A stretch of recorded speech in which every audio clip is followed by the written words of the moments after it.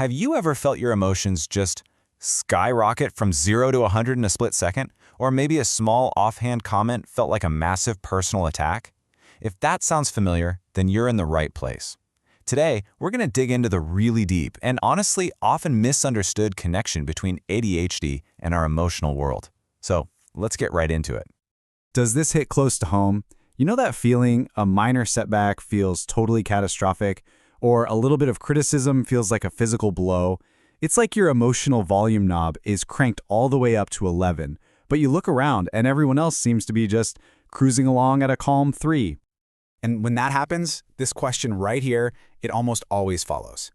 And man, it is such a painful, isolating thought.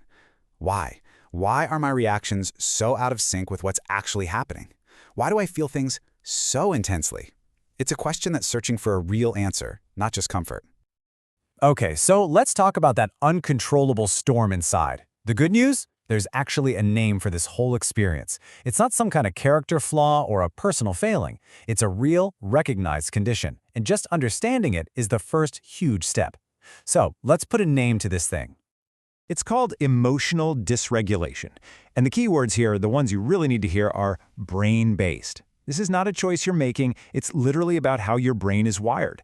The brain's management system is having a tough time moderating the signals, and that's what leads to these huge swings. You know, from sudden, fiery outbursts to joy that feels so big it's completely overwhelming. And the fallout from this? It's very, very real. These intense feelings aren't just confusing and frankly exhausting for you. The impulsivity that gets tangled up with them can lead you to say things or do things that cause real damage to your friendships, your career, and especially to your own self-esteem. All right, part 2, more than just focus. To really get why this happens, we have to totally reframe how we think about ADHD. Because let me tell you, it is so much more than just not being able to focus. Get a load of this number, a full 80%. 80% of adults with ADHD don't even know they have it. And a huge reason for that is because what they're experiencing doesn't line up at all with that old, tired stereotype most of us have in our heads. So we really just need to throw out that old image on the left, the fidgety little boy who can't sit still, and get with the reality on the right. ADHD is a complex, lifelong neurodevelopmental disorder. And all that means is it affects how the brain develops and operates from day one. The main problem isn't a lack of attention, it's a problem regulating that attention. It's a fundamental challenge with self-regulation, period.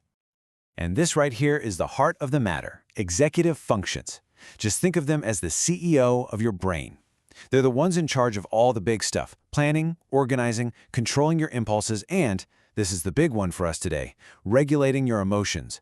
So you can imagine, when the CEO is struggling, the whole company feels it.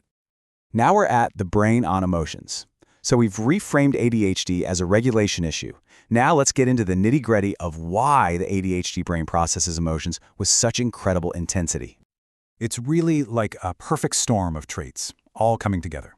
You've got impulsivity, which means you act on an emotion before you even have a chance to think it through. Then there is a weak working memory, so you might forget all the other times you felt this way and gotten through it.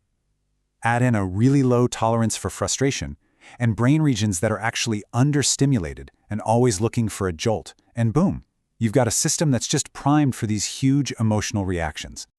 Now this concept is one of the most powerful ways to understand the ADHD experience. It's often called time blindness. Basically, if something isn't happening right now, it might as well not exist. And this applies to emotions too. So when a feeling hits, anger, sadness, whatever it is, it only exists in the now. There's no sense of perspective. No, this too shall pass. In that moment, it feels permanent and all-consuming. And that's why the reaction is so immediate and so intense. Okay, let's zoom in on a really specific and often painful part of this, the pain of rejection. We're going to see how all these pieces we've talked about come together to create this intense fear of being rejected. This is rejection-sensitive dysphoria, or RSD. And let's be clear, this is not just being too sensitive. It's an extreme, often physically painful reaction to the perception of being rejected. And notice that word perception. It doesn't matter if the rejection was real or if you just imagined it. The brain's response is just as powerful, just as painful. And when that feeling hits, remember that time blindness? It's all happening in the now, making that pain feel absolutely endless. This quote just captures it perfectly, doesn't it? That visceral nature of RSD. It's when a throwaway comment feels like a physical wound. It's being completely unable to let go of some tiny perceived slight because the emotional pain is just that deep. This isn't an overreaction. It's a completely different neurological reaction. So, where do we go from here? Now that we have this understanding of the brain science, what do we actually do about it? The goal isn't to stop feeling things. That's impossible. It's about learning how to manage those feelings with new tools and a whole lot more awareness. So, this path forward starts with number 1, acknowledgement. Your feelings, as intense as they are real, and they are valid. Step 2 is to reframe your whole understanding. Get rid of what's wrong with me and replace it with, this is just how my brain works. That opens the door to step 3, which is so important. Self-compassion, letting go of all that shame. And finally, number 4, you build structure. You start using tools, planners, routines, alarms, to give your brain CEO the support it needs. At the end of the day, this is the key takeaway. The struggle is not a personal failure. It's what happens when a unique brain wiring tries to function in a system that, frankly, wasn't built for it. And realizing that, truly getting that it's not your fault, is the first, most powerful step toward advocating for yourself and building a life that actually works with your brain, not against it. So I'm going to leave you with this final thought. What if getting this new information, this new understanding of yourself, isn't the end of a long, confusing search for answers? What if it's actually the beginning? The start of a whole new journey, one where you can finally start to understand, to accept, and maybe even embrace the incredibly unique and powerful way that your mind works.